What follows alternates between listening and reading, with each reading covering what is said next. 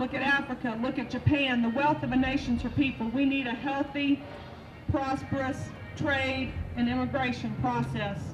But this is a constitutional republic. We are effective and successful and prosperous because we follow the law. That land along the southern border is private property. When you walk across it, you are trespassing on somebody's land. That's a private property issue. It is a rule of law issue. There is a gate called the legal port of entry. You want to visit, you come through the gate. You come knocking on the door. You don't come crawling through the window or running through my backyard. That is private property and you will not trespass here.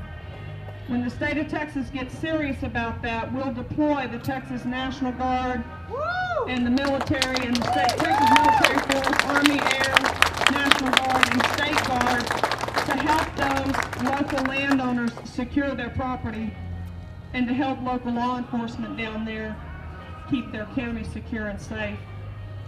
We'll communicate with President Calderon and let him know that that's what we're going to do. And we'll communicate with the governors of the neighboring states of Mexico. There's 3 or 4 Mexican states that border Texas. We'll communicate with those governors and we'll let them know we want a healthy trade between us and our neighbors, 2 free nations. But you got to come through the gate and you got to do it legally. And we're going to deploy our military force. We don't want a military police state down here, but we're serious. The Guard needs to get prepared. The President, I would speculate, has no interest in securing that border.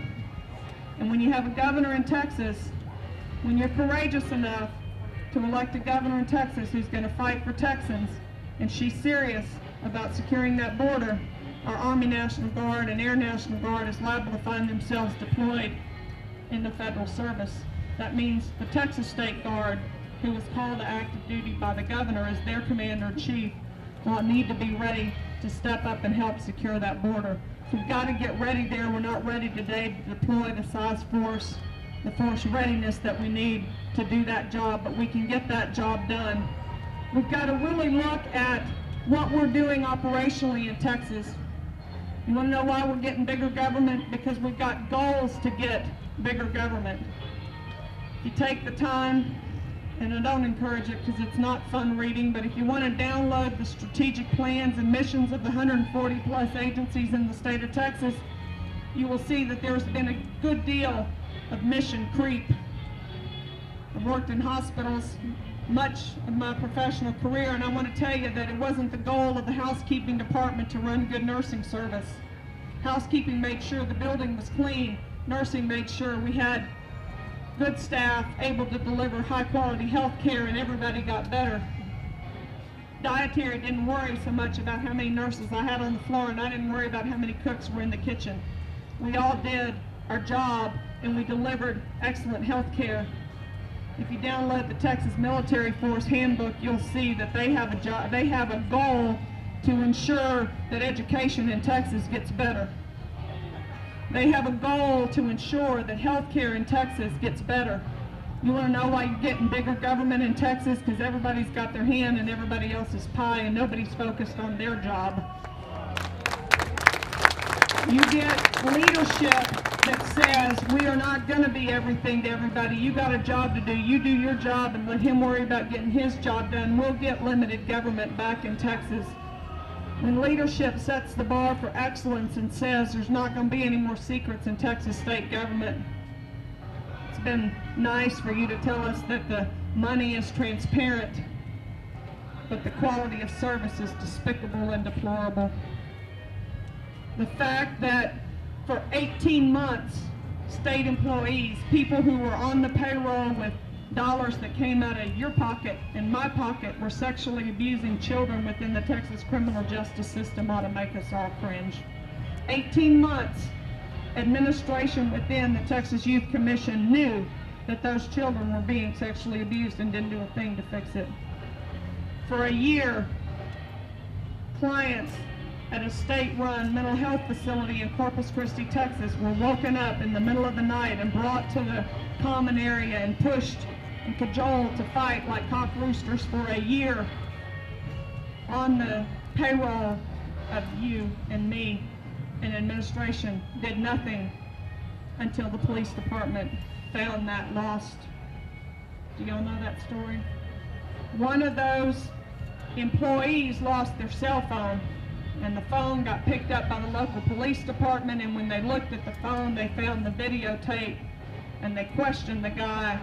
He worked at that facility, and he was videotaping those fights, and when they began to interview the staff there, those fights had been going on for a year. I've worked in those facilities. You go home tonight and everybody looks fine.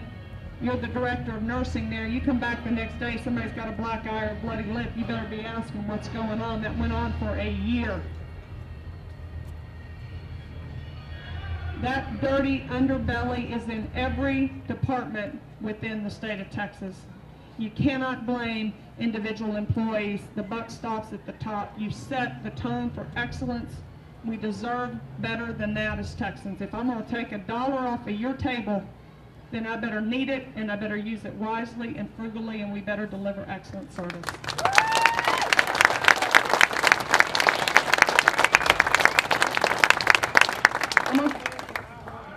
It's my money, and I want to keep it too. And I want you to keep yours and educate your kids how you want to. I want to close with a story. I interviewed some months ago with a man named Gabriel Bruzone. My husband Noe and I grew up in Beeville, Texas, large Hispanic community there, lots of Garcias, Gonzalez's, Pettis, a few Medinas, no Bruzones. Mr. Bruzone is the editor of a Spanish-language weekly newspaper in Austin, Texas, and I was very curious about the origin of his name, so as I got there for that interview that day, I asked him where he was from, and he told me he was from Cuba. And I thought the table in that interview just turned. I was very curious to know how you got out of Cuba. He said he was a Christian missionary. He had gone to Ecuador, and from Ecuador he had legally immigrated here. He's now the editor of El Mundo newspaper in Austin, Texas.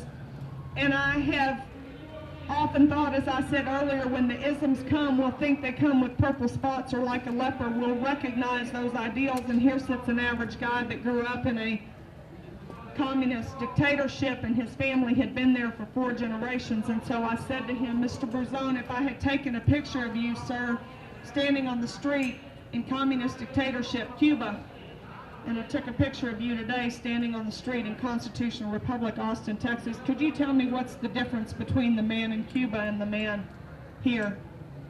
And he said the man in Cuba had no dreams. Everything was free.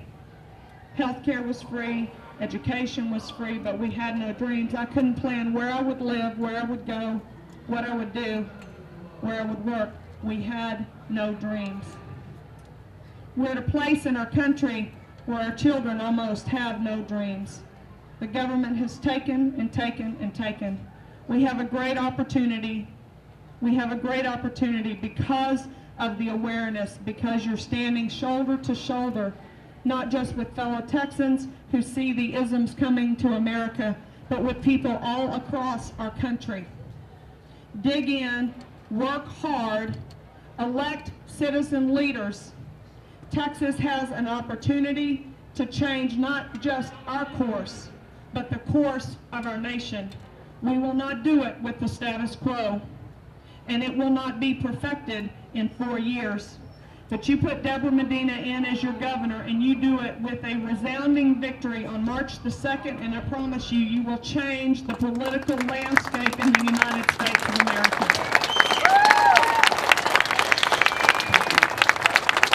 The question is, how hard will you work? Early voting starts Tuesday, 3 days from now.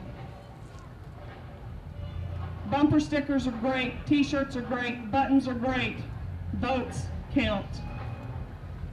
Everybody lives in a precinct, a small community. Make a list of the people that you know that think like you do and they're likely to vote for the same candidates, or that you know will be voting for the candidate that you support. And on Thursday or Friday of this next week, you take that list and you go down to the courthouse, because did you know the list of people who have already voted is public record? You can go on Friday with your list, just like Santa Claus, and you can match it up to those people who have already voted. If your friends and your neighbors and your family members are not on that list, and you get on the phone over the weekend and you make sure that they go vote. Don't ask them if they voted, because people will tell you yes they have when they have not. You go check that list, or 3 or 4 or 5 of you get together and you all make your own list and you send a proxy down there to check the list of people who have voted, and then you come back next weekend and you get on the phone. Early voting runs Tuesday, Wednesday, Thursday, Friday, Saturday, Sunday, Monday, Tuesday, Wednesday, Thursday, Friday. If you wait till March the 2nd, chances are few of you will vote. 60% of the vote is cast in early voting. Get out there, elbow grease, shoe leather, votes win races. You turn out the vote, we'll change the course of history, not just for Texas, but for the country. Thank you very much.